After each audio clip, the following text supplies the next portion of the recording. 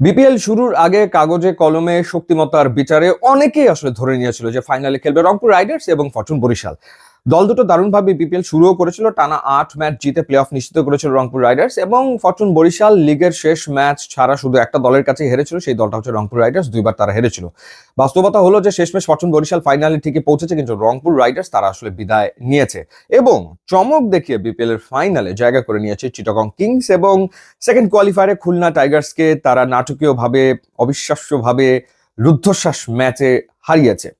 Fortune Barishal balance right, কোনো সন্দেহ এই ব্যাপারে নাই। তাদের ব্যাটিং অর্ডার নিয়ে যদি আমরা কথা বলে থাকি, যথারীতি তামিম ইকবাল দলের পক্ষে সর্বোচ্চ রান এখন পর্যন্ত করেছেন, এবং তামিম ইকবালের ব্যাট থেকে 359 রান এসছে, 3টা 50 তিনি করেছেন, গড় হচ্ছে 35.90, 123.36 স্ট্রাইক রেট।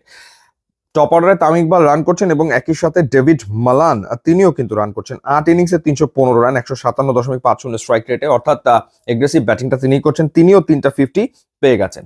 এর সাথে তাওহিদ হৃদয়ের কথা বলতে হয়, কারণ তাওহিদ হৃদয় শেষ দিকে এসে ডেফিনেটলি ফর্মে দেখা পেয়েছেন, এবং তিনি 82 রানের একটা ইনিংস খেলেছেন। সোফা 280 রান তার ব্যাট থেকে এসছে, এবং যেটা বলছিলাম যে চিটাগং এর বিপক্ষে তিনি দারুণ একটা ইনিংস খেলেছেন, সেই ধারাবাহিকতা নিশ্চয়ই তিনি ধরে রাখতে চাইবেন। সো টপ অর্ডারে এই তিনজনের সাথে মাহমুদুল্লাহ রিয়াদ এবং মুশফিকুর রহিম মিডল অর্ডারে ডেফিনেটলি থাকছেন। আরো দুজন অভিজ্ঞ ক্রিকেটার, এবং কাইল মায়ার্স ফিরে এসেছেন, যিনি বিপিএল এর গত সিজনের ফাইনালে ম্যান অফ দ্য ম্যাচ হয়েছিলেন, এবং চিটাগং এর বিপক্ষে বল হাতে 2টো উইকেট নিয়েছেন। দারুণ কন্ট্রিবিউশন তার ছিল। সো কাইল মায়ার্সও চলে এসেছে, যেটা তাদের জন্য একটা প্লাস। আর তার সাথে থাকছেন অলরাউন্ডার হিসেবে নিশাম, যেহেতু এসছে জিমি নিশাম, তিনি আসলে খেলবেন নিশ্চিতভাবেই। এখন কার পরিবর্তে তিনি খেলবেন, মনে হচ্ছে মোহাম্মদ নবীর পরিবর্তে হয়তো তিনি খেলবেন। অর্থাৎ যেহেতু আলী সবশেষ ম্যাচে চিটাগংয়ের বিপক্ষে 5 উইকেট পেয়েছিলেন, তাকে আসলে মনে হয় না বরিশাল আসলে ড্রপ করবে। সেই জায়গাতে তাদের বিদেশি ক্রিকেটার খেলছে David Malan, Kyle Mayers, Neesham এবং আলী, এই 4 জনেরই আসলে খেলার সম্ভাবনা উজ্জ্বল। এর সাথে লেফট আর্ম স্পিনিং অপশন হিসেবে তানভীর রয়েছে, এবং লেগ স্পিনার হিসেবে রিশাদ রয়েছেন, ফাস্ট বোলিং এ ইবাদত রয়েছেন। সো মোটামুটি ভাবে এই হচ্ছে বরিশালের squad, very very very balanced, এবং কাগজে কলমে ফেভারিট হিসেবে তারা চিটাগং কিংস এর বিপক্ষে মাঠে নামতে যাচ্ছে, কোনো সন্দেহ আসলে নাই।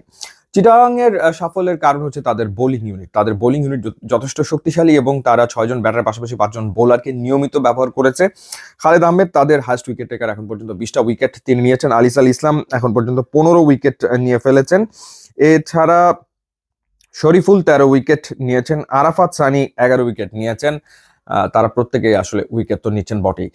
যে দুজন আসলে মূলত ফাইনালে তুললো চিটাগং কিংসকে, 2 পাকিস্তানি ক্রিকেটার ওপেনিং এ, খোয়াজা নাফি 4 ইনিংসের ভিতরে 2টো 50 তিনি করে ফেলেছেন, এবং দারুণ একটা ইনিংস, 57 রানের একটা ইনিংস তিনি খেলেছেন খুলনার বিপক্ষে। এবং তালাত হোসেন তিনিও খেলেছেন হায়দারের পরিবর্তে। এখন হায়দারের ইনজুরির কি অবস্থা সেটা আমরা জানি না, তবে যে ব্যাটিংটা করেছেন তালাত, তাতে করে মনে হচ্ছে যে হায়দারকে মনে হয় না ফাইনালে আসলে খেলাবে চিটাগং। সেই জায়গাটাতে গ্র্যাম ক্লার্ক, তাদের হাইয়েস্ট রান গেটার চিটাগং এর পক্ষে, তিনি খেলবেন। তো তার মানে হচ্ছে বিনুরা ফার্নান্দো বোলিং এ, গ্র্যাম ক্লার্ক থাকছেন, এছাড়া খোয়াজা নাফি থাকছেন, এবং থাকছেন তালাত। এই হচ্ছে 4 জন বিদেশি চিটাগং কিংস এর। আর লোকালদের ভেতরে শামীম পাটোয়ারি সুপার ফর্মে রয়েছেন, দারুণ ফর্মে রয়েছেন, কোনো সন্দেহ নাই।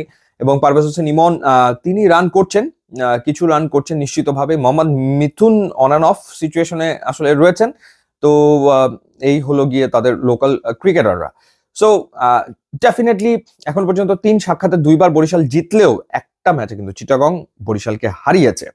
সুতরাং বরিশালকে হারানোর সক্ষমতা চিটাগং এর, যে ব্যাপারটা কিন্তু তা না, ডেফিনেটলি তাদেরও সেই সক্ষমতা রয়েছে। টস খুব গুরুত্বপূর্ণ হতে যাচ্ছে, যথারীতি ডিউ ফ্যাক্টর একটা ফ্যাক্টর হতে পারে, এবং যে কোনো দল আসলে পরে ব্যাট করতে চাইবে, চেস করতে চাইবে, সেই কারণে টসটা ইম্পর্টেন্ট হতে যাচ্ছে।